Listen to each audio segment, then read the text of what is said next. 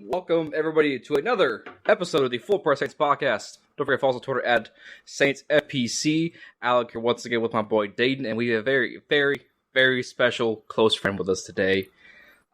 He helped us get over at Full Press Network. He hosted the Section 600, or All Saints Considered, if you guys know that podcast. He does a million gazillion things, a bunch of great work over at Canal Street Chronicles, the Locked On Network. He has a weekly or a daily radio show with Dylan Sanders.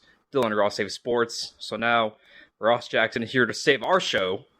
Yes. If you will, the one only Ross Jackson. Ross, how you doing, buddy? My guys, I'm so glad to be back here with you, man. It feels like old times. I appreciate you so much for having me on. There's no saving here. You guys have been doing a phenomenal job. I get to hear the episodes all the time and everything. So I love it so much. And I love that we're still family over here at Full Press. So I appreciate you having me on, guys. Absolutely. Of course. Anytime, Dad. We wouldn't be here without you, Ross, so we really appreciate you coming on. Know you're a busy guy. And also, Alec, ooh-wee. I like it. It's a new thing. I was like, I like that. I'm trying it. I like that. I'm trying it. But nonetheless, guys, we have a very, very hefty episode to get through today. A lot has transpired over this past week with the Saints. I mean, not to mention the cuts, restructuring deals, potential targets, all that kind of stuff we're getting into today. It's a very stacked show, if you will. So let's start off with the salary cap, right? So earlier this week, it was set at $182.5 million, which was, I believe, 14 down from what it was last year? Yeah, it was at 198 last year. Mm-hmm. Yep. So a lot of teams, some more than others, had to make some cuts to get under the cap. And I'm sure if you guys have been on Twitter, we know how bad the Saints were off, but it seems like every other fan base, every other analyst, Jeff Schwartz, it really has just overanalyzed this concept of we cannot sign players, counting our pockets. Yet we tagged Marcus Williams, and we're doing great over here. We're loving life, so we're trimming down. We're at I believe under 12 now is what we're over. 12 million. Right. Right about 10, right about the amount of Williams franchise tag. Franchise tag, yeah. So right around, right in between 10 and 12 was the last time I saw, which is that's freaking fantastic given the circumstances. But it's okay. We started out with. In about 3 years or so, when the TV deals kick in, life will be great again. There you go. That's right. That's right. So let's start off this conversation real easy, guys. Look, a lot of moves were made, a lot of cuts were made. Some maybe a little more tougher than others. We'll dive into all that here in a second, but we're just some general thoughts on the moves the Saints have made or have yet to make.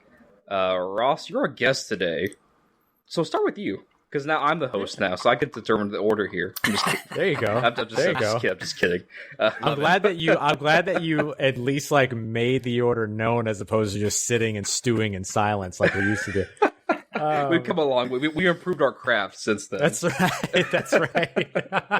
Oh, yeah. No, I think when you look at the moves that the Saints have made so far, you saw the restructures that you were expecting to see from them, right? Maybe Andrus Peat and Malcolm Jenkins being the two that maybe you didn't necessarily want to see, but it felt like a more of a need to do it than a want to do it type of situation because Andrus Peat, you've now doubled down on him probably for an additional year than what his contract was from when his contract was intended to have a nice sort of dead cap. We can move on from you type of a situation. Malcolm Jenkins later on in his years, so harder to restructure guys like that, but they made it happen. And then all the other restructures were ones that we expected, right? Michael Thomas, Cam Jordan, not Teron Armstead yet, still waiting on that one. That feels like that should be on the way at some point. So you've seen all those. I think out of the cuts that you've seen, only really two of them, I would say, were surprising to me. One of which being Josh Hill. I did not expect him to move on from Josh Hill for just $2.5 million. But hey, you know what? Sometimes ends justify the means, and it's like, hey, that $2.5 million is a difference for us. So ready to move on. And so they made the decision to move on. And then Janoris Jenkins, I was interested to see if maybe they were going to find a way to make that work, either have him take a pay cut, maybe restructure him into some of his extended years from last year's contract, things like that. But that's not the route that they went. They ended up moving on from him. It saved $7 million. But now that's really the one move. You might be able to say the Emmanuel Sanders move, but I would say the Janoris Jenkins cut in particular is the one that really created the one and only self-inflicted wound that the Saints gave themselves.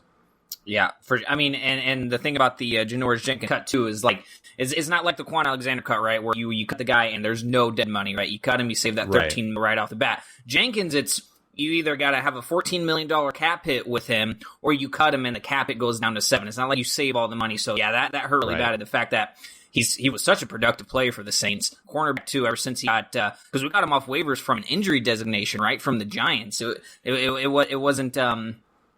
It was just kind of out of the blue for us to I remember hearing the news when we got him. I was like, heck yes, let's go. Like an injury designation, he was good to go, and he's been great for us ever since. So, yeah, that one definitely hurt. The Quan Alexander one, you understand, you saw it coming. As much as I would love for him to continue to be on the team. And again, the Saints can kick the tires on these guys down the road, but, somebody like Alexander, and if he's going to be good by the start of training camp, whichever team ends up getting him is going to be pretty lucky.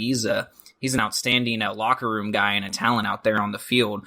But yeah, that Josh Hill cut really did surprise me too. And I had just been talking either the day of or the day before about how, we knew Jared Cook was not going to be on the team next year, this upcoming season. So, I was like, it's going to be probably Troutman at tight end 1, interchanging with Josh Hill, the veteran guy. And then, after that, who knows? And then sure enough, Josh Hill also gets the boot. Now, Josh Hill is also a guy who could definitely come back to the Saints on a cheap deal, but he will get looks just because of his stature with the Saints and, how a great veteran he was for the team in and out. No matter who was coming in as the tight end, he was always a supporting cast member there. Mm-hmm. And that's uncoachable. You can't really ask for more out of a guy like that. But right now the Saints are in pretty damn good position. They went from, just about negative $70 million in salary cap space to right around, negative $10 million. They were the worst team in the NFL in terms of cap space.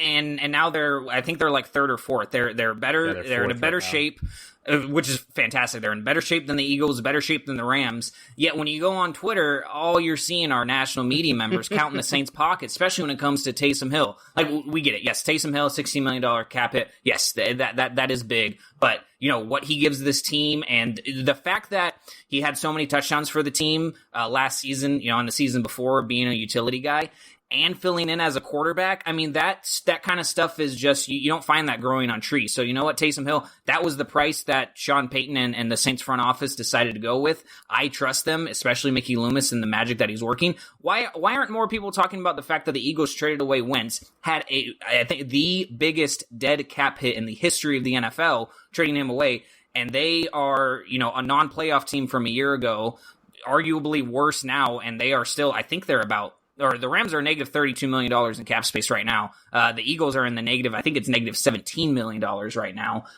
So it's just annoying to see the Saints are doing their work, and it's disheartening to see national media members continue to pick the negative. But luckily we got guys out here in the Saints media like, Nick Underhill, of course, Ross, joining us today, who, you guys understand, and we all understand that the Saints are doing more than the best that they can. And Mickey Loomis is working his cat magic to get this team to a place where they don't have to be a rebuilding team, to where that they can compete year in and year out, no matter what amount of money they give out. And it's by savvy moves like they're doing with the avoidable years, with the extensions that have yet to come, because Marshawn Lattimore, Ryan Ramczyk, if they get extended, that saves us money on this year's salary cap.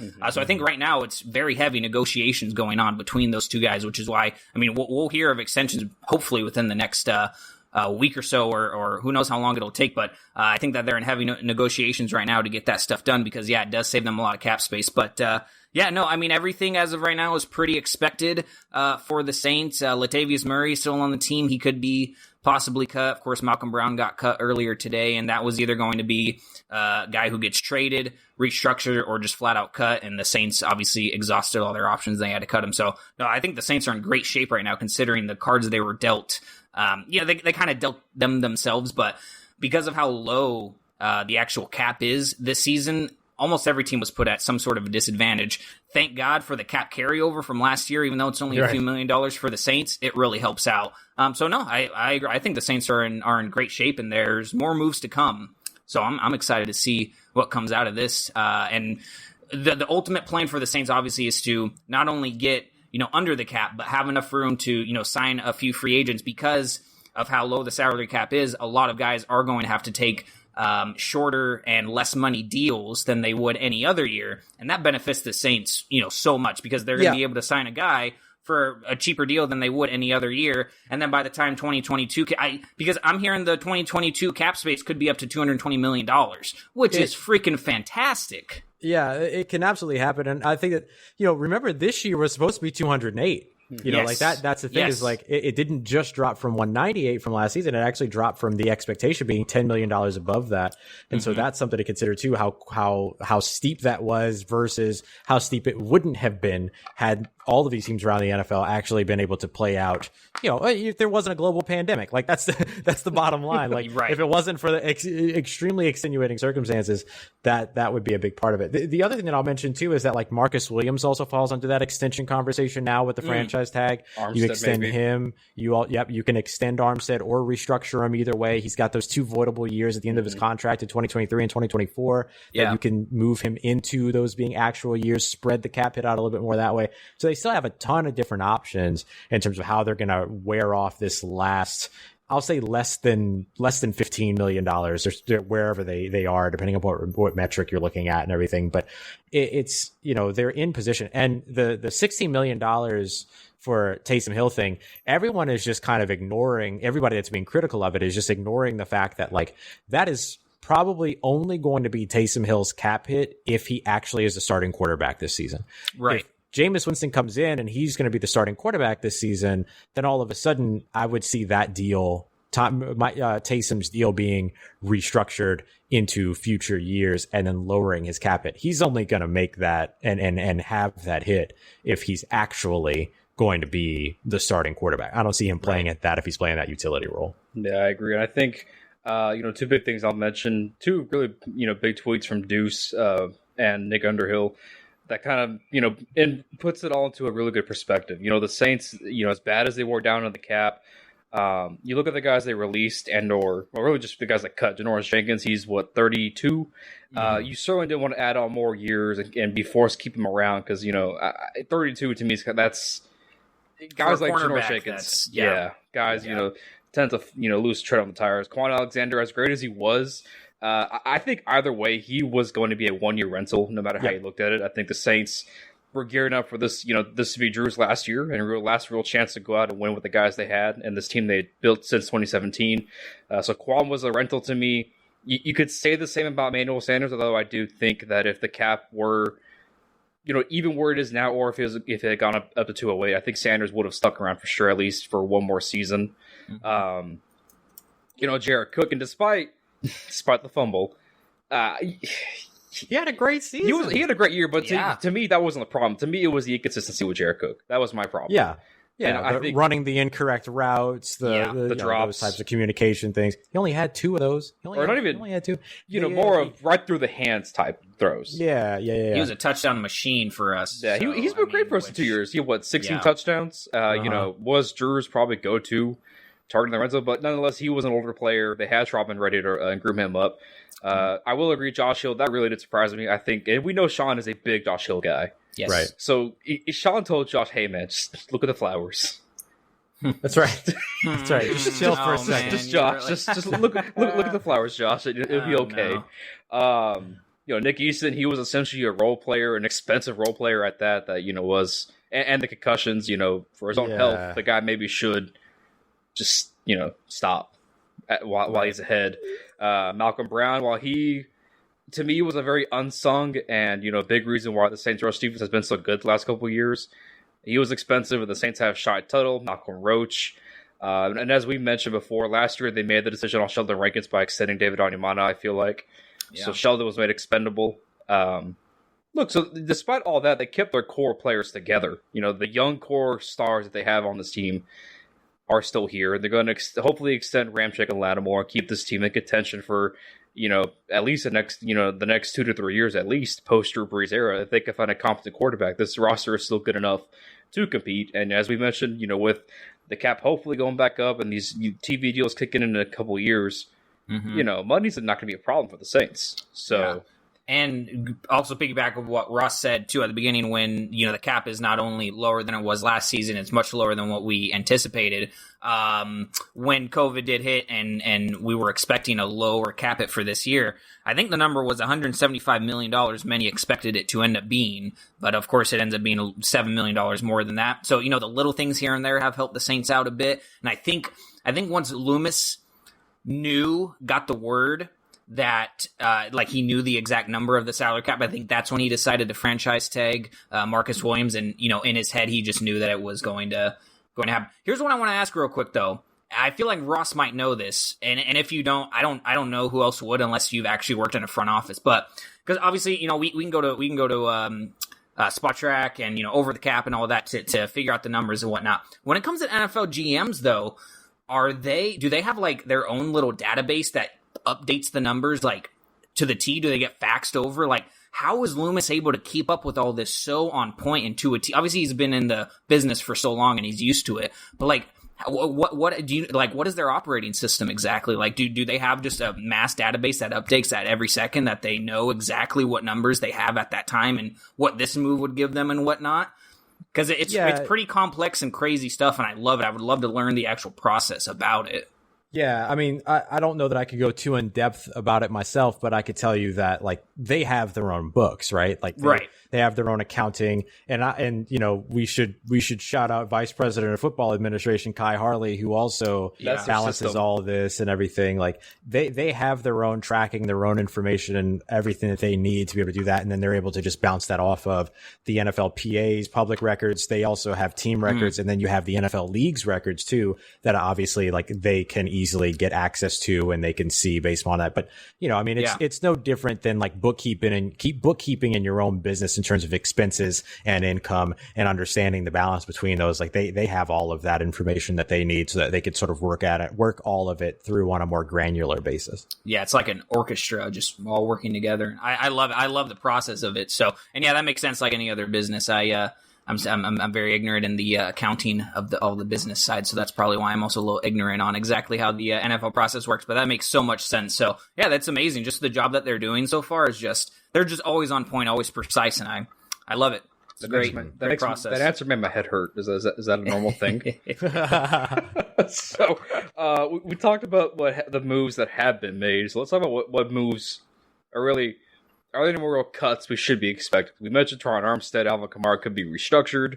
So is there anybody else really on this roster that has a decent amount of money tied to them the Saints probably could look forward to cut? And I know where this is going to, so I'm just ready for this. Yes, you do know where this is going. I probably wouldn't spend too much time worrying about restructuring Alvin Kamara unless it's like absolutely dire, because you're probably looking at like $800,000 worth of savings in restructuring him, right? So I wouldn't worry. His contract is just too brand new. Next year you can restructure and you can say, but like right now, I probably wouldn't go there. But you see 3 out of the 4 players who are named in Albert Breer's tweet talking about players that were on the trading block or that were receiving, that were a part of trade conversations. 4 players from the Saints were named on that. 3 of those players are already gone: Malcolm Brown, Quan Alexander, and Emmanuel Sanders. The only other one left on that list was somebody that Dayton mentioned earlier, which is Latavius Murray. Yeah. Latavius Murray is somebody that is worth keeping an eye out on. Now, it depends on if they're really going to move on from him or not, but if they do, it's $2.5 million.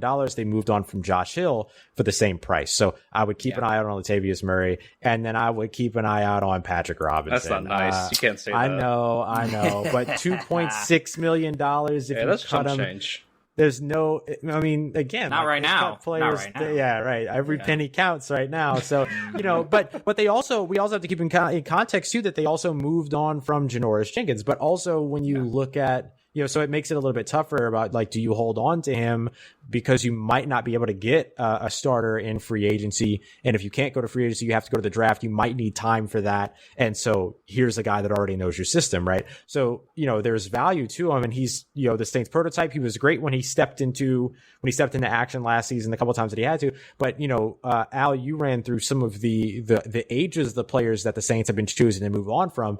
Patrick Robinson, 34 years old and injury prone. So, or let me not call him injury prone.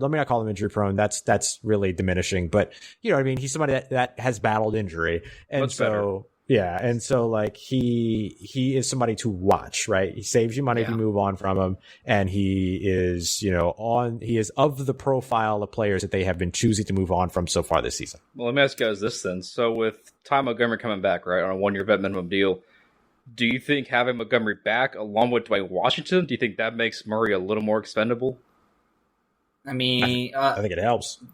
Definitely. Oh no, for sure. And I love, by the way, we haven't talked about the Ty Montgomery deal yet either. I love that deal. Yep. I mean, cap friendly, obviously, but like Ty Montgomery's ready to go. I mean, like he went from being a premier he's kind of a utility guy, right? He was originally a wide receiver for the Packers, ends up converting to running back, gets traded to the Ravens. He's just a guy who has been always ready to contribute for his team, and he's really hungry. So, but I really like Latavius Murray. I like his game. We've also said on the podcast before, if he had been healthy in that game against the Buccaneers in the playoffs, there's a good chance that the Saints would have had a much better chance of winning that game just because of the tenacity he brings, the short yardage situations that he can bring. And also, he's great out of the passing game as well. He's great out of the backfield. He's a really good backup for Kamara. I think the Montgomery deal and having Washington, whether or not you keep Murray, kind of gives the Saints nice little cushion so that they're not really forced to have to go in the later rounds and pick a running back. Now, if they want to, they certainly can if they end up cutting Murray. But I think having 4 running backs, or even the 3 running backs, Kamara, Montgomery, and Washington, if they end up cutting Murray, it doesn't really force them to have to take a running back in the later rounds, which is great because the Saints need the drive. They have some holes now that they need to fill for sure, especially at cornerback. I'd even say, obviously interior offensive lineman. You can look at defensive tackle, linebacker. I like the plan they have for wide receiver. I do like Callaway. I do like Traquan Smith when he's healthy as well. Obviously, Deontay Harris is a speedster. But that wide receiver room could use another playmaker. So I think regardless, the Ty Montgomery deal was great because it does kind of give the Saints a little more cushion, and they can look at other positions to fill other than forcing to, because a lot of teams will have to draft a running back 5th, 6th, 7th round just to fill a hole or a position part. And, I don't think they'll be forced to do that regardless of what they do. So, either way, though, I hope that they keep Murray. I like him a lot. Montgomery, though, also gives you a wide receiver. You know what I mean? That's a good point. Yeah, no, for sure. He fills those multiple roles. And I think that in a season where you're effectively trying to cut costs, having those players that serve multiple roles, right, which was already kind of a constant for New Orleans anyway, it makes perfect sense for them to do it. And just to go back to something we were talking about earlier too, these players that are being cut from their contracts right now, as opposed to their contracts expiring, that's a really important detail, right? Like a Kyle Van Noy, for instance, like these players that are getting cut from their teams for cap savings, those players don't count towards any compensatory formulas, right? Yep. They don't go into that. So these are the players that are the ones that are getting cut and moved on from, to really keep an eye out on, that I think teams should be jumping on right now. We're seeing a couple of teams around the NFL doing it, but these are the players that teams should be jumping on right now, are the ones that can re-sign to their own teams. And these guys that are getting cut, right, the street free agents is what they're called if they don't live out their contract. And so those are the ones really, and their market is already set because you're not going to get a contract better than the one that you were cut from. So there's already an established market in terms of what you're going to make and what you're going to, there's no bidding war there. So I think that like those are a couple of really important details when you're looking around, next week and everything. If nobody makes moves over the weekend and some of these players are still available, I would be surprised to see maybe, the first day of free agency not only be those guys that are, just now hitting the market as their contracts expire, but also some of these other guys that have been put on the market already. Yeah. And I mean, we saw Mark Ingram sign with the Texans earlier. Shout out former Saint, of course. And he was also a guy who got cut by the Ravens and ended up signing a deal with the Texans, who also signed Christian Kirksey earlier today too.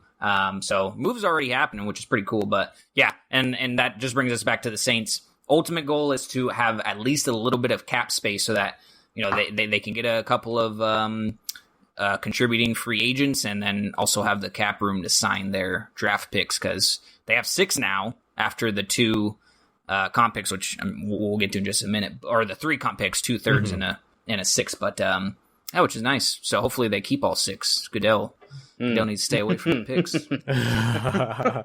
That is true. So let's quickly recap before we take a break here of these comp picks. The Saints will receive 3 in the 2021 draft. 2/3 thanks to the Teddy Bridgewater signing with the Panthers last offseason, and Terry Fontenot signing or going to be the GM for the Falcons, and then we get a 6th-round pick with AJ Klein signing with the Bills last offseason. So, considering it's really funny because we have less picks. I think you tweeted this out, Ross. We have we have less picks than you initially get by default. Yep. Right? And we were so hyped about getting comp picks because we never do. Right. So it only would make sense that we're so hyped, but yet we have less than we would normally have by default. Yeah. And it's one of my favorite things. Like, it was one of my favorite things over the course of this week because I caught myself being super excited about it. And I was like, wait, there's actually one less pick than you would usually have if you did nothing. Like, you did absolutely nothing. And so it was really, really funny. But like, this is different for New Orleans. Like, usually New Orleans goes, they'll lose. Well, first of all, New Orleans usually over the past few years doesn't lose free agents, right? They've been retaining a lot of free agents. Now all of a sudden, you have a quarterback who goes and he signs a brand new deal. You get the one linebacker that goes away, and then you get your GM, your minority GM hired away, right? Which is part of the one of the emptiest initiatives I've ever heard of in my entire life by the NFL. You are wrong about that. And so now, it's like specific circumstances that have allotted them to this place where all of a sudden they're getting comp picks, and it's like, oh my God, it's actually happening. Now, like this season, you might see it happen again, right? Because Trey Hendrickson could end up getting signed away for $13+ million a year. He had 13.5 sacks, so it's possible. Yeah. So that could be another 3rd-round comp pick. You can see Janoris Jenkins picking up a deal somewhere. Well, no, he was cut, so never mind. But these guys. Does Jared Cook fall under that? Because since he does not. Because his deal was up. Yeah, his deal was up, but his deal wasn't set to void until after. True. Yeah, you're right. Yeah, so they had to cut him procedurally. But some of these other guys, right? You have Sheldon Rankins who could get signed and go off somewhere else. PJ Williams could potentially get a job somewhere else. So you have these expiring contracts where these guys could potentially get picked up. Justin Hardy as well. Like, people love special teams, and I want the Saints to maintain Justin Hardy, but he should have a market. And if he's not re-signed this weekend, he gonna hear about that market. So that's like a big thing for them. So these would be some of the players where they could potentially get something back for. So this is going to be another unique circumstance next season to where the Saints right now still have all 7 of their draft picks for 2022. Don't say that too loud because they'll trade them all away. But then they could potentially end up adding more by the end of next season. Yes. This is true. I mean, again, the fact that it sums up Saints Twitter in a nutshell. Yeah. I think so. I love it. Major hype, to say the least. That being said, guys, we'll take a quick break. Coming up next, we're going to do some draft prospects here as Ross and Dade talk a little bit of some prospects at 28 for your New Orleans Saints. This is the Full Pro Saints podcast. Alrighty, guys, welcome back to the show here. Alec, Ross, Dayton. Gentlemen, I'm just really going to, say my spiel here, throw it out to you guys, because you guys are my draft gurus here. I'm just me. Wow, what a compliment, man. Yeah, I'm not a guru, but I'll take it. You're more knowledgeable than me, so educate me, guys, if you will. What should when I think about the phrase guru, what I always think about is relativity.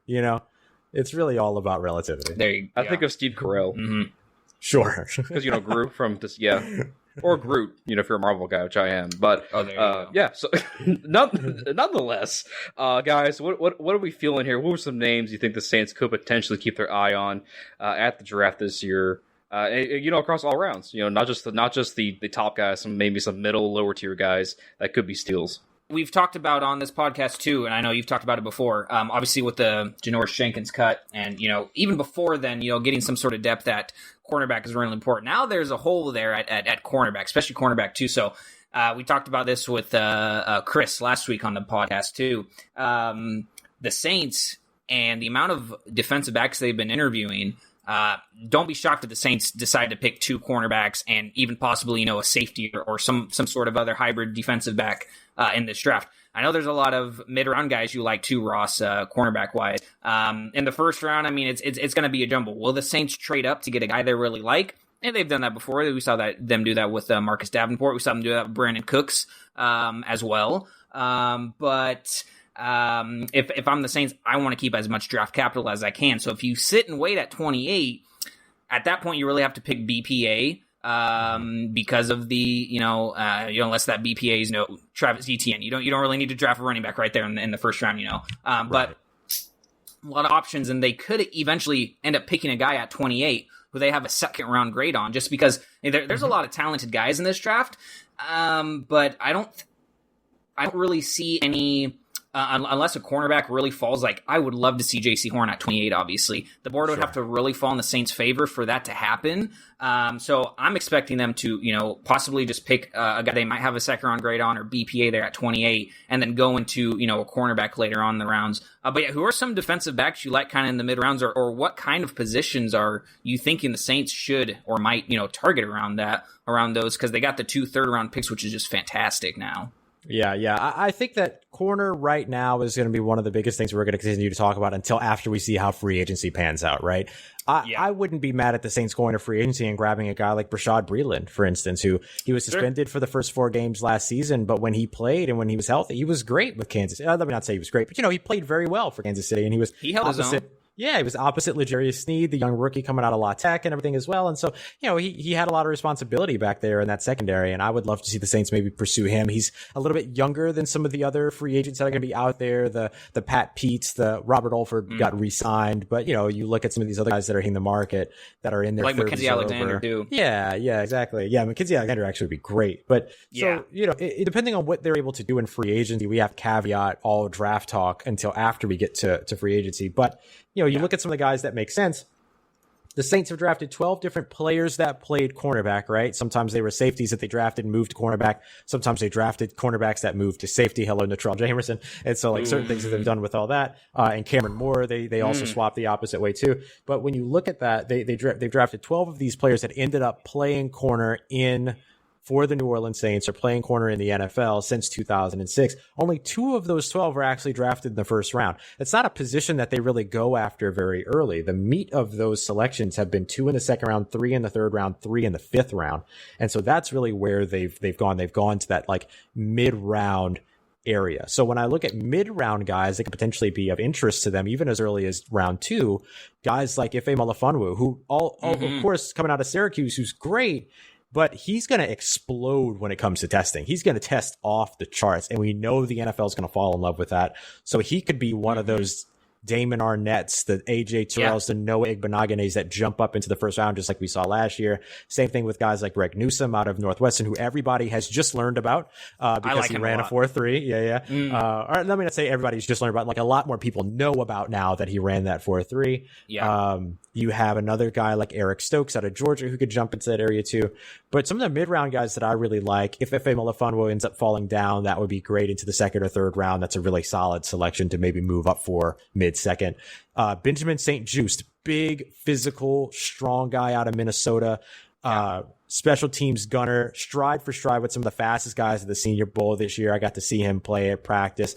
He's outstanding. He would definitely be one that, with one of those compensatory picks, would make a ton of sense for New Orleans. He's one that I really, really like. And you can go a little bit further down to the, a guy like, who's the corner out of Michigan that they Ambry Thomas, who they visited with as well. He's one that has a really good fit. And DJ Daniel, the lesser known, not Eric Stokes, Georgia DB, he would be somebody to watch. So there's a lot of options for them. This is a really good corner class. And I think that the Saints could potentially strike gold really toward those middle rounds in there where they're most comfortable drafting this position in the first place.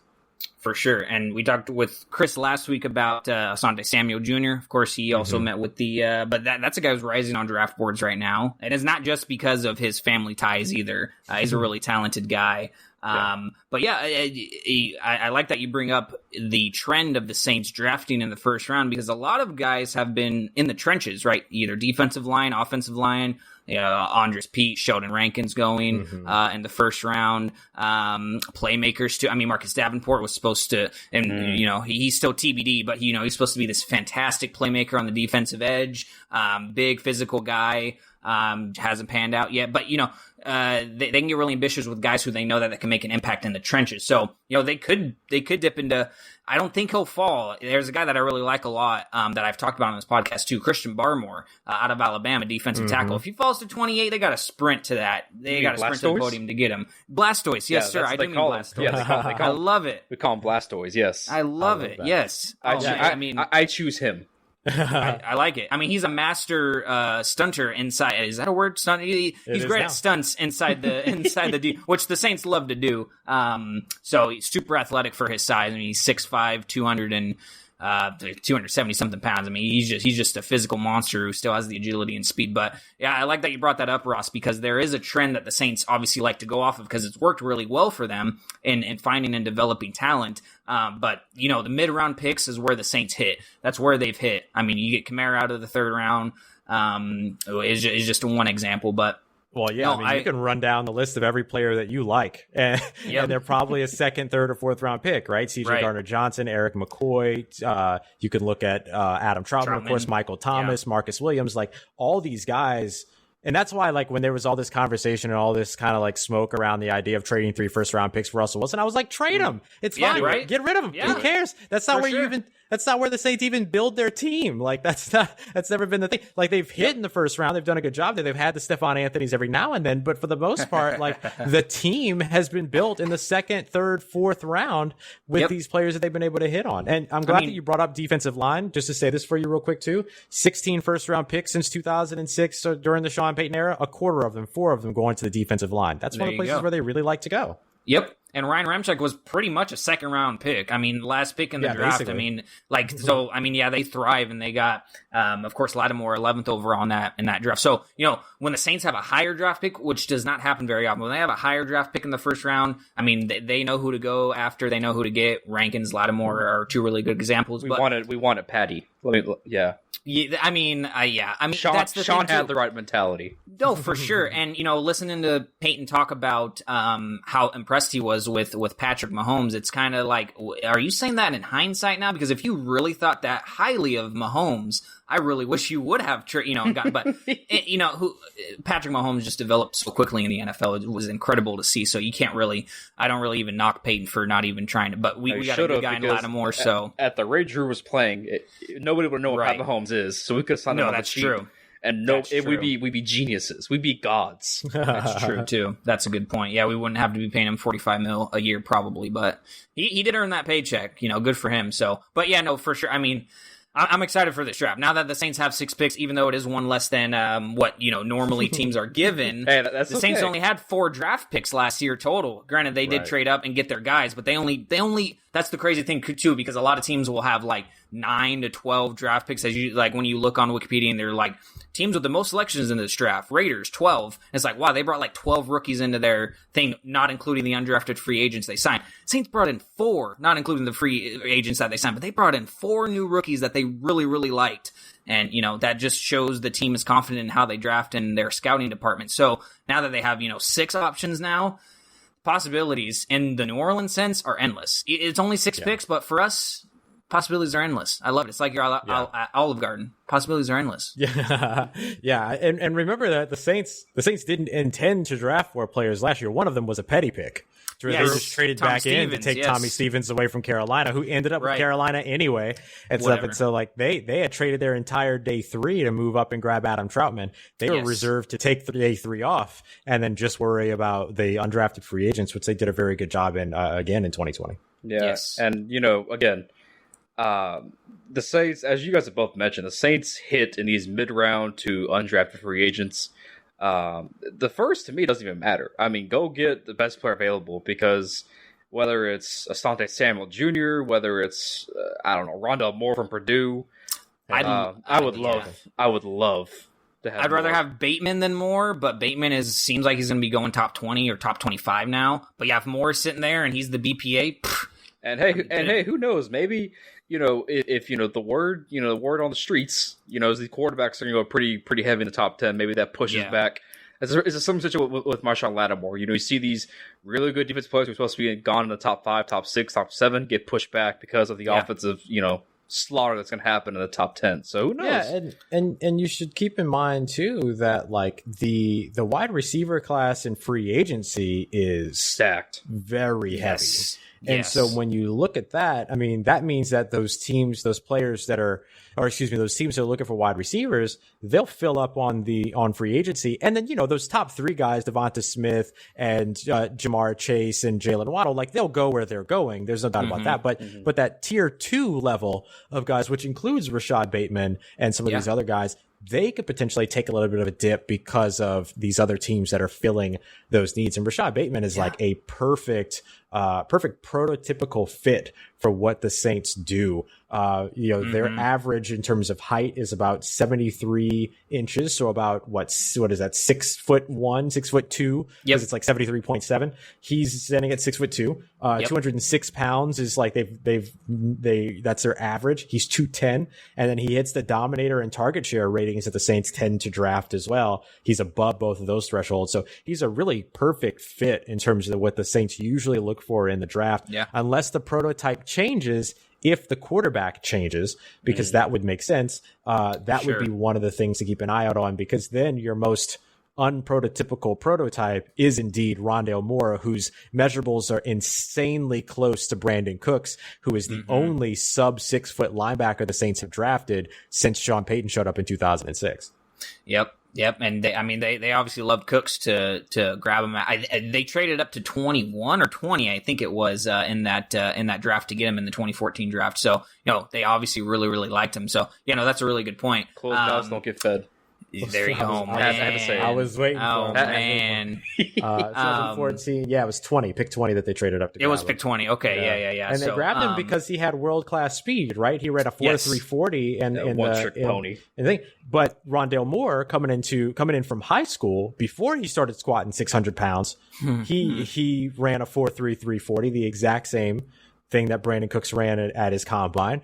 Rondale Moore is going to be timed at an official pro day, not the combine, so that number is going to be low. And then he's got the 42.5-inch vertical to go on top of that as well. Like he has the athletic profile of somebody that will make you go outside of your usual prototype. And if you have Traquan Smith or a rotation of Traquan Smith and a potential free agent, let's say the Saints bring in, I don't know, Brashad Perriman because he has a relationship with Jameis Winston, right? I wouldn't mind that at all. At all. You have the deep threat over on that side. You have Michael Thomas on the opposite side. You have Rondale Moore in the slot who can do everything in the middle of the field and more that you need to ask him to do.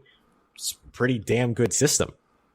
I like it a lot. And Moore is also a pretty dang good return man. I know we already have one of the best, if not the best return men in the game in Deontay Harris, but injuries happen. You never know what will happen to your guy. So, Rondale Moore would be a great depth guy for sure. And then, that's a really good rotation right there, that 3-man. And going back on Bateman, too, I know he gets a lot of comparisons to like Allen Robinson and Kenny Galladay.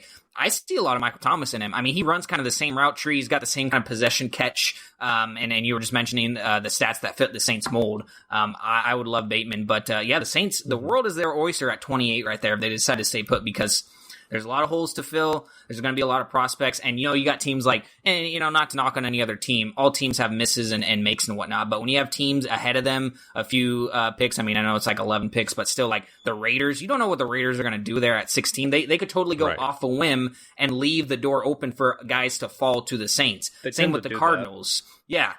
Same with the Cardinals. The Cardinals have, a lot of options that they could, depending on how the board falls to them.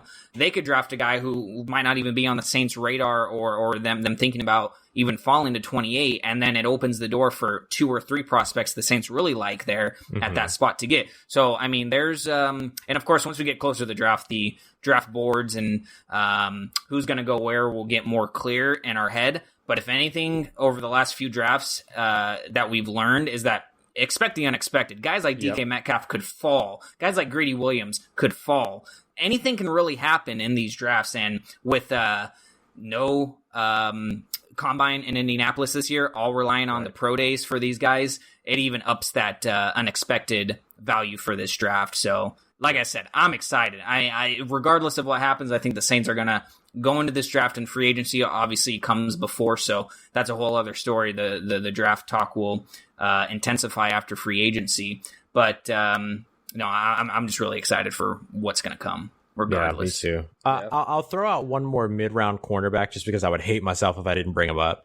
Out of UCF, Aaron Robinson is another guy. He's been getting a lot of talk too. Yeah.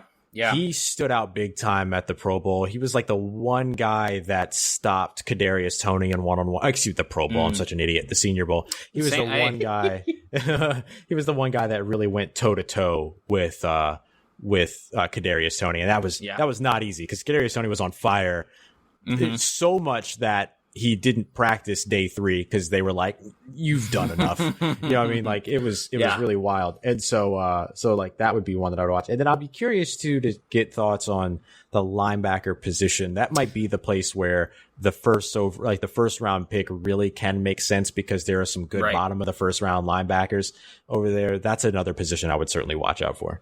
Yeah, for sure. Especially if somebody like JOK falls there, which I'm not expecting him to. If you would ask me, a month ago, definitely, but he's been getting a lot of talk. Guys like Nick Bolton are obviously mocked there, but there's really good. Dylan Moses is going to be, a name that's talked about. He could possibly be a mid-round guy. He's also rising though. But I know linebacker is going to be. And it also depends on how much they liked Zach Bond's development in the first year, but Zach Bond only fit. I mean, you definitely get a linebacker. There's so many linebackers in these drafts that have different prototypes than Bond, so you can definitely have a nice mix. And losing a guy like Quan Alexander is really hard to replace. But if you get an athletic guy who can be a running mate with Demario Davis, do it. And also, is Anzalone another guy who could possibly get us comp picks too?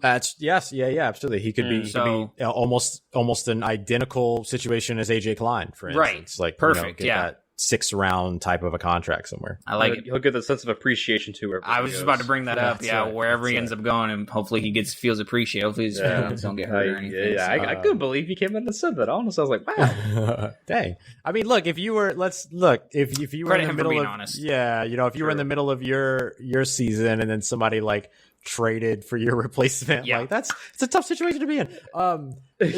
I'll tell you, Larry Holder and I were talking about this on Twitter the other day too, and our draft crush is easily Zaven Collins out of Tulsa. Oh yes. This guy is just insane. 6'3", 6'4", 260, but moves like a modern day linebacker, has really good athletic ability. I wouldn't call him overly agile, but he has very good athletic ability. He can cover. He's got that size and length to be, he is a linebacker with pass rushing moves, so he can win as a pass rusher as well. And he's a good run defender. He needs a little bit more work. One of the things that you're going to miss about Quan Alexander, or that you did miss about Quan Alexander after he got hurt week 15, was sort of his diagnose and fire ability, right? He saw and went all at the same time. It wasn't see, process, go. It was see, attack. And sometimes it caused him trouble. Philadelphia. Sometimes it didn't. Kansas City, right? That game where he was playing really, really well up until his injury. San Francisco, that game, he was outstanding. So you look at like those, that's something that that you already missed after he got hurt, that you might miss a little bit with Zaven Collins. But if, you can continue to train him up. I thought Michael Hodges, who took over once, Mike Nolan left to Dallas, did a fantastic job with the linebackers this season. He should still be the linebacker coach there. I'll be interested to see if Mike Nolan comes back in some type of an advisory position or something like that now that he's no longer in Dallas. You get a young guy like Zaven Collins to pair with a young guy like Zach Bond, who's developing and changing position essentially because they want him to be an off-ball linebacker. And then you have the mentorship of Demario Davis. It's a pretty good situation to find yourself in as a rookie. I like it. And just to go back to also to mix in with coaching to what we were just talking about with the cornerbacks too. Right. To have Chris Richard, the new DB coach, that's fantastic. I mean, losing a guy like Aaron Glenn obviously is a big hit, but when you sign a guy like Chris Richard to replace him, I mean that's what you can't really ask for better. So yeah, exactly. Like no matter who the Saints end up getting, they're going to be confident that he's going to be coached properly because we have such a great coaching staff, especially with the new signing of Chris Richard. That goes hand in hand with the linebacking core. So that's one of the benefits for the Saints too, as to why they've been able to retain so many free agents, why they've been so consistently good, is that their coaching. They're able to take these guys, coach them up. They fit the system because of the coaching, and not always because of coaching. Obviously, the talent factors in too, but that's a big part of it. So yeah, no, that's a really good point. So coaching is really important. You got to have the guys are going to help your team out the best ways they can, and the Saints do that every year. And it's great part of being a fan is that you get to connect with not only the players but the coaches because they're around for such a long time. We have the same OC and DC for a while now, and it's because they've been consistently good, and Sean Payton knows what he likes, and he keeps it around. So good for the Saints for the consistency factor of all that. So I'm excited for the draft, and it's crazy. It's about, I think it's like 48 days away now. And I feel like we've been talking about it for like 3 months now, but it's only been, like heavy a month. And these next 48 days are just going to be hitting the ground, especially after free agency and once all these pro day results, quote unquote, come in, because, I guess outside of the 40, most of them are fairly accurate, but all the timed ones, you really can't 100% trust them. So, but who am I to judge? I mean, these guys' numbers are a million times better than anything I'll ever have. So it's super impressive what they can do. But when you are, going over guys with a fine tooth comb, those numbers are important. So it's going to be an interesting year, but these next 48 days, tell you what, going to be hitting the ground running, and it's going to be really exciting. So can't wait. Definitely. Yes, sir, indeed. Oh, we are having a great, just great talks right now. I might be worried about this time limit right now. So, hey, let's just keep rolling with it, guys. We'll take a quick break. Coming up next, we'll list some free agents that the Saints could potentially sign on the bargain deal. Listening to Full Press Saints. All right, guys, what's going on? Alec Ross, Dayton back here. Gentlemen, really quick before we sign off today, guys, let's just look over a couple names. We know the Saints are going to be cash strapped, as far as finding some hidden gems in free agency, which they've done before. It seems like every year there's a Malcolm Jenkins or Emmanuel Sanders signing that just kind of surprises everybody. We're all hyped about it. But the bright side is, this year with the, all these cuts happening, the cap being shrunk, a lot of these middle class free agents who, normally wouldn't be free agents, or they would be more of a higher end guy, they're going to be in the discount barrel at Walmart, those movies. So there's a lot of $2 movies in that bin that there's some Grammy worthy movies in there, like Over the Hedge. Hey, Grammy love me, right. love Okay. me, Oscar movies. That's I don't know my. We know what you meant. I don't know my award shows, but look, there's tons of names out there, guys. So what are some names we're looking at? Throughout the board and during this free agency period, what are some names? I'll let Ross take the floor for this one. There's quite a bit, but I mean, the Saints are only going to have so much money, so right. Yeah, I think you start with the in-house guys, right? We've mentioned a couple of them already, like Justin Hardy coming back to Saints. They've already retained JT Gray, so keeping Justin Hardy, his special teams running mate, is huge. That would be a really, really good move for the Saints. So that would be one that I would certainly watch out for. You could also look at a couple of these other guys that they might want to try to keep from in-house. Michael Burton, fullback, who I've consistently called the MVP all season just because he was always present for some big play. He was the first crack block on a big Alvin Kamara run. He was downfield on even like sometimes off of a big catch and run out of the backfield. Like he was just around for so much of it and did such a great job. So I would watch out to my hope is that the Saints will keep him around. You can look at James Hurst, the former, is it Ravens offensive lineman that they signed? If I remember correctly, he was with the Ravens, but they had signed him. He was suspended for the first 4 games last season, and then he ended up coming in and was a part of the Saints rotation, played very well. They lost Nick Easton. James Hurst feels like a natural guy to go and grab to continue to be your 6th offensive lineman and continue to have him moving forward. I didn't expect them to tender Will Clapp. I don't think he's going to have much of a market. The Saints can bring him back at less than that of the $2.13 million for right of first refusal tender. So I would look to see what they're able to do with keeping some of the in-house guys, because only the top 51 price tags count against the salary cap right now. So anytime that you're able to sign somebody and then filter them in on, a 1-year qualifying veteran deal, first of all, that's only going to count as an $850,000 hit for you, and then you end up pushing somebody at a top 51 who are usually around 660. So it's really only a $190,000 difference. And so with that being the case, you can continue to add a bunch of those guys and not even sniff $3 million. You know what I mean? So right. There's a couple of different ways that you can go with those in-house guys, but then there are some free agents on the outside that I think are really intriguing. There's some good free agent defensive tackles. Jonathan Hankins, for instance, who I really like. He would be coming out of Indianapolis now or Las Vegas. And so really like him. You have a very impacted defensive tackle or a very, populated defensive tackle market. Kawan Short heading the free agency might make it a little bit easier for you to keep Sheldon Rankins around if you want to keep a penetrating 3 tech that you're familiar with. A lot of options for the Saints. Yeah, no, for sure. And I'm always a fan of keeping in-house guys too. Obviously, system familiar guys for sure.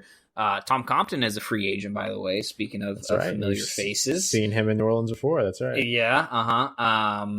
Yeah. No, I mean it's just tough. It's gonna be because I'm still waiting to see if the Saints are going to end up restructuring because extending Ramczyk and Marshawn Lattimore. I mean, I was looking at the numbers. A 4-year extension for Ramczyk saves them like $8 million this year. I don't know how accurate that was, but it saved them a lot of money from what I was seeing, whether it be 2, 3, or 4 years. So, it really depends on how much money they have to spend. I mentioned Mackenzie Alexander earlier. He may have a market, but I mean, if he doesn't, that would be a really good pickup. You mentioned Bashad Breeland would be nice. Xavier Rhodes is also a free agent, but the way that he played in Indianapolis last year, he might be getting some looks. But these are guys who could definitely fall through the cracks and end up signing really inexpensive veteran deals with the Saints. But yeah, the defensive tackle, I mean, you got Robertson Harris out of Chicago as well, who I just watched some tape on him. He's not too terrible. He would be an all right. But a lot of older guys at the defensive tackle position and a lot of older guys at the cornerback position too. But at the end of the day, I would love to keep the in-house guys. Even PJ Williams, I would love for him to, come back and whatnot. So, yeah, it's going to be interesting to see. I don't really see any guys that pop to me right now, though, for the Saints. It really depends on how much money they have to spend. But hopefully they do target, cornerback. You got also a guy like Brian Poole, who is a free agent as well out of the cornerback position. He's coming from the Jets. But hey, it really depends on what position they think they have a deeper value at in the draft, because a lot of times teams like to look ahead in the draft and see, hey, we have really, really good grades on a lot of guys in this certain position. So if we can spend money, elsewhere in free agency, we'll be a little bit better off come draft time. But we'll see how they operate, and it really depends on how much money they have. But there's a lot of freaking free agents this year, man. It is going to be it is going to be good for the Saints. They are lucky with the amount of free agents there are. And even if that's the thing too with the Saints is, they really aren't in a rebuild mode or anything. You would love to get some younger guys in, but if you have to sign a 30, 31, 32, 33-year-old free agent to fill in the hole for a year or two, you got to do it, and it would not hurt the team at all, especially with guys who have already been established there in those positions that they need filled. Demario Davis, Teron Armstead, and Ryan Ramczyk helping out the interior offensive line of the Saints end up going that route as well. Cornerback position with, extending Lattimore, and you got secondary guys like Malcolm Jenkins, Marcus Williams, who is now technically a veteran, Marcus Williams. So, yeah, I think either way, the Saints are going to be in good shape. But, definitely keeping it in-house is going to be the number one goal, I think. So, yeah. Any of those extensions between Marshawn Lattimore, Marcus Williams, or Ryan Ramczyk can save you anywhere between, I would say, like $3 to $8 million, $3 to $7 million, and so it entirely depends on the structure of the contract and how much they're. But that's the thing, is they have that choice. They have the choice about what the base salary is, what the signing bonus is, how long the contract is, how much the signing bonus extends up to 5 years, and then, as that continues on, that knocks down the price. So they have complete control over how the structure works in terms of making sure that the money that the player and agent want get accounted for in such a way that it lowers that 5th-year option or franchise tag part of the deal. I'll mention one other corner that I'm really interested in free agency. Quentin Dunbar out of the Seattle Seahawks. He's somebody that has a tiny bit of overlap with, or experience. I'm not say overlap, but experience with Chris Richard. But regardless, Chris Richard is in the building. Therefore, any corner is going to be interested. Yes. You know what I mean? That's kind of a big deal. And so he only played about 35% of snaps last year, but 29 years old, 6'1", nearly 200 pounds, or right around 200 pounds, fits the mold really well of that physical CB2 that the Saints like to have. So he would be someone I would watch for. Troy Hill is also really interesting to me as well, out of Los Angeles, out of the Rams. Drafted him a few years ago. His contract is up. 30 years old now, but 95% of snaps played last season. He knows how to play opposite a number one corner. He did it with Jalen Ramsey. I like that idea that he's done that. And he has the versatility to play both in the corner and both in the slot and outside. So that's another thing that I really like about him as well. And then one other, just sleeper edge rusher guy that I'm really, really interested in. He's coming out of the Cardinals, and I think some people have paid attention to Hassan Riddick, who has sort of found his way as an edge rusher as opposed to an off-ball linebacker, which is really good for him, and I'm glad that they figured that out for him. But there's a guy, Dennis Gardeck, who played 8% of snaps last season and had 7 sacks. Wow. 7 sacks, and it was like 90 total snaps that he played. Dennis Gardeck, no one's ever heard of him. I can promise it. Like, no one's ever heard of the guy. I didn't even see his name on this list here. I was going over before the show. Like, that's crazy. So he was playing on, and I am not kidding.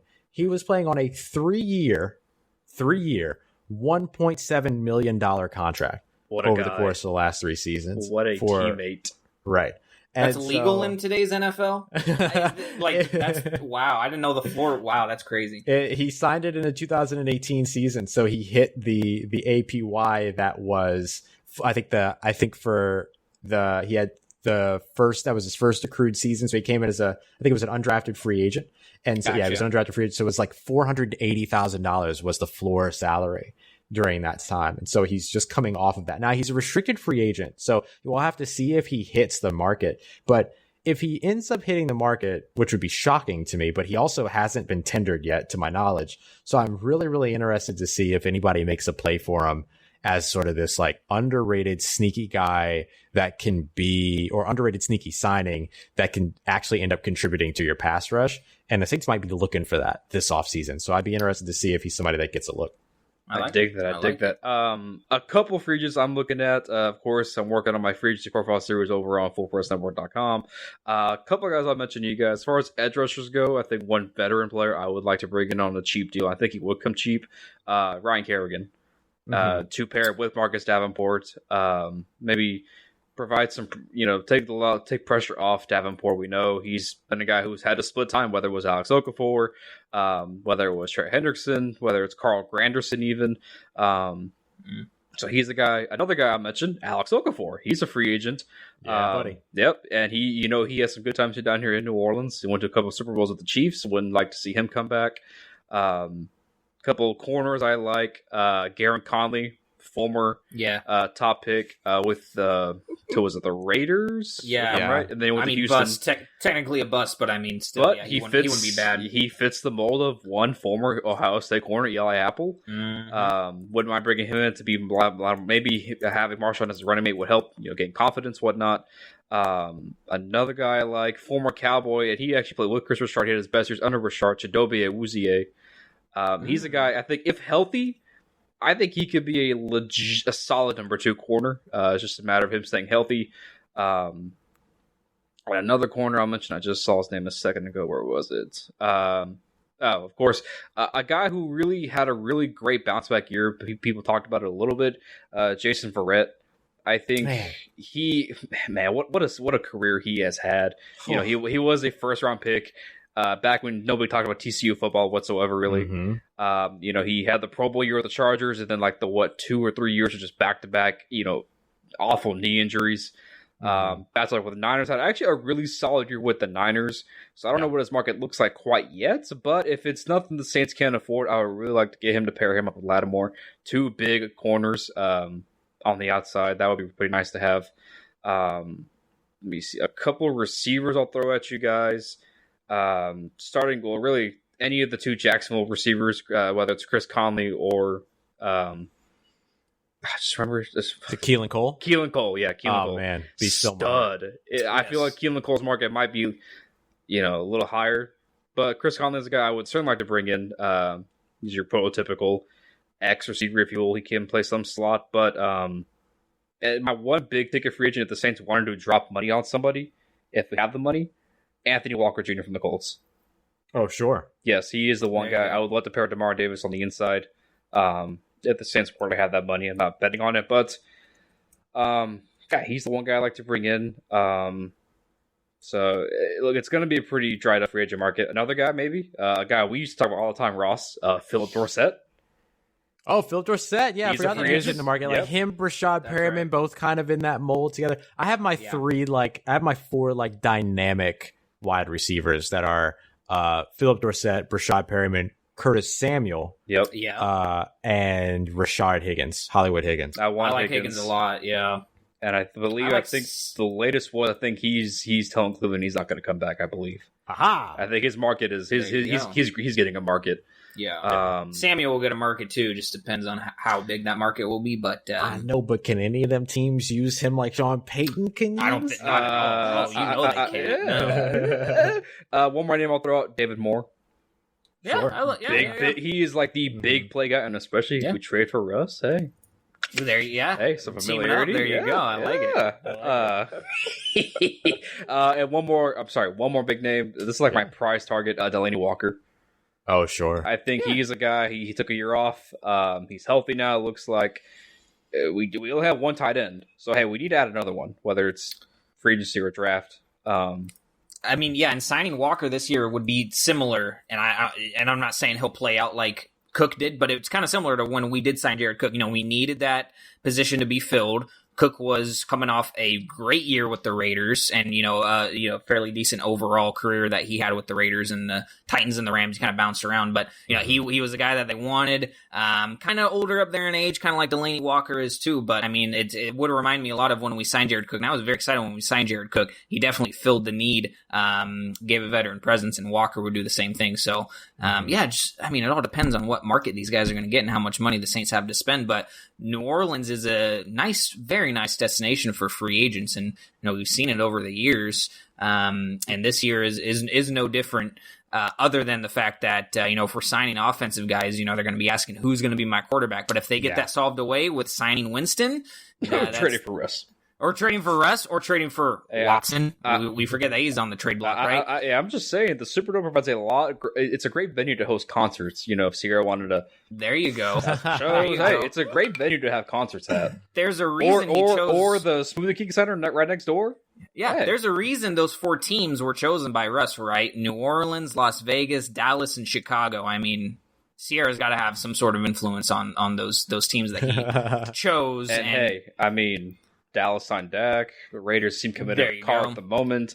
The Bears don't have any offensive line help, really. And the thing about the Bears, too, is that if you look on Twitter, the 2 teams who are really vying for, I guess, team fan bases who are really vying for Russ to be traded to them is, number one, the Bears. I mean, if you look on Bears Twitter, they are begging for Russell Wilson. And then it's the Saints. Raiders fans, they're content with Carr. And like you said, Dak is obviously back with the Cowboys. So I think it's down to 2 teams. But again, the whole situation with Russell Wilson is funny because it's, I'm not officially requesting a trade, but if you guys do want to trade me, here's the 4 teams who I would love to go to, but I'm not requesting a trade. But if you want to, here's the 4 teams, but I'm not requesting a trade. Yeah. So, it's very interesting. If you happen to stop by the store and find yourself an ice cream aisle, I love some mint chocolate chip ice cream. Perfect. You ain't got to do it, but if you happen to find yourself there, that's the flavor I would want. Actually, Ross, we talked to Chris last week about this. I'm going to get your opinion on it as well. And I kind of agree with Chris's answer. If Russ truly is available, do you want Russell Wilson to be a Saint? And Chris's answer was something along the lines of he would love Russ, and if Russ is truly available, he thinks the Saints should at least make a move because you don't want to settle for Winston if Russ wants to be in New Orleans and it is feasible to acquire him. So, just what were your thoughts on this whole Russell Wilson thing? Would you want him, knowing to give up a lot?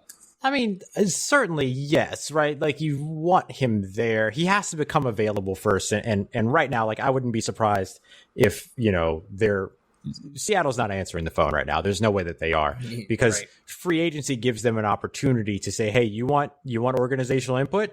Here's organizational input. Give me your list. Who are the guys that we should be paying attention to in free agency? What do you want us to work on? Why is offensive line 19 out of 20? Never mind. We get it. You know what I mean? So like there's a chance here for Seattle to right the ship with Russ.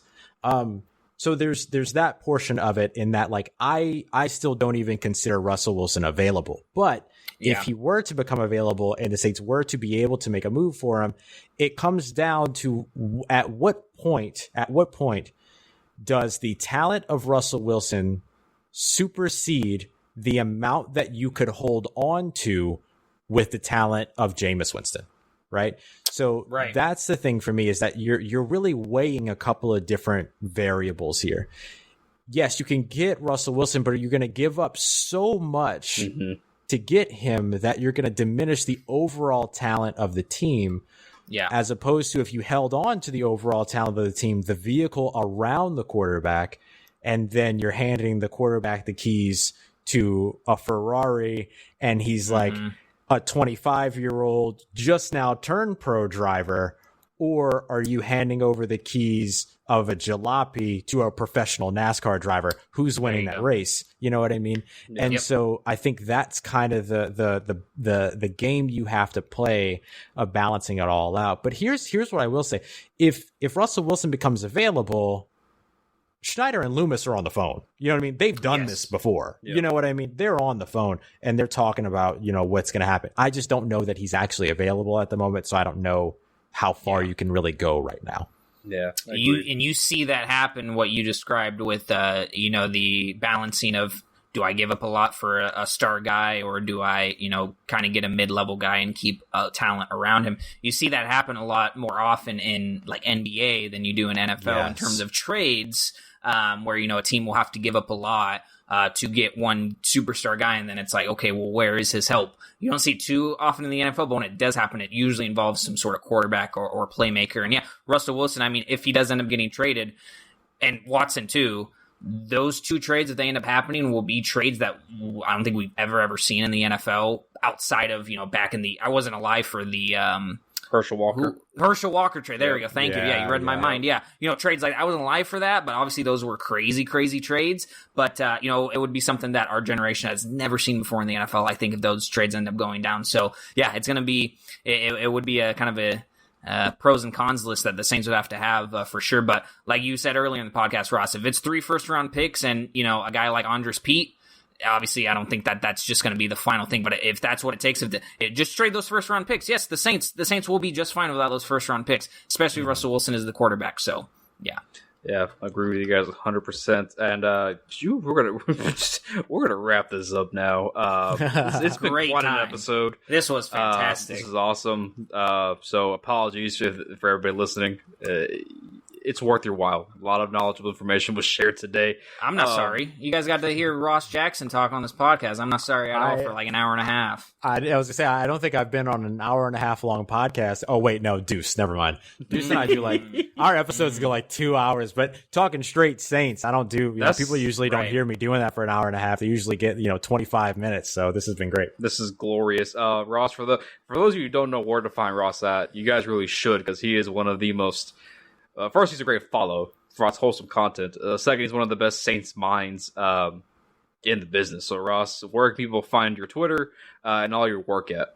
Thank you, man. I really appreciate that. That obviously means a ton, because it's still weird to me that I'm here. You know what I mean? Doing any of this. So it's so awesome. And so I really, really appreciate that. And I'm so grateful for everybody that's shown support. You can follow me on Twitter at Ross Jackson, NOLA, NOLA. You can find the Locked On Saints podcast wherever you get your podcasts, radio.com, Apple Podcasts, Google Play, Spotify, any of it. We're everywhere. Just search Locked On Saints. And of course, you can check out all of the write-ups and everything over at CanalStreetChronicles.com. You can catch my good friend Dylan Sanders and I here on FPC every Monday through Friday, 5 p.m. Eastern time with Dylan and Ross Save Sports. And that's going to wrap things up. At the 73-minute mark, we're going to wrap it up. I'm Alec, Dayton, Ross. Once again, thanks for coming on with us tonight, man. You have truly, I'm saying it again, you have saved our show. As you save sports every week with Dylan. It's corny and tacky, but hey, it's what I do. So, that's going to do it, guys. We're going to wrap this up. We'll see you guys next week with another free agency preview / recap, whichever comes first. It should be fun off season, so we'll see y'all then.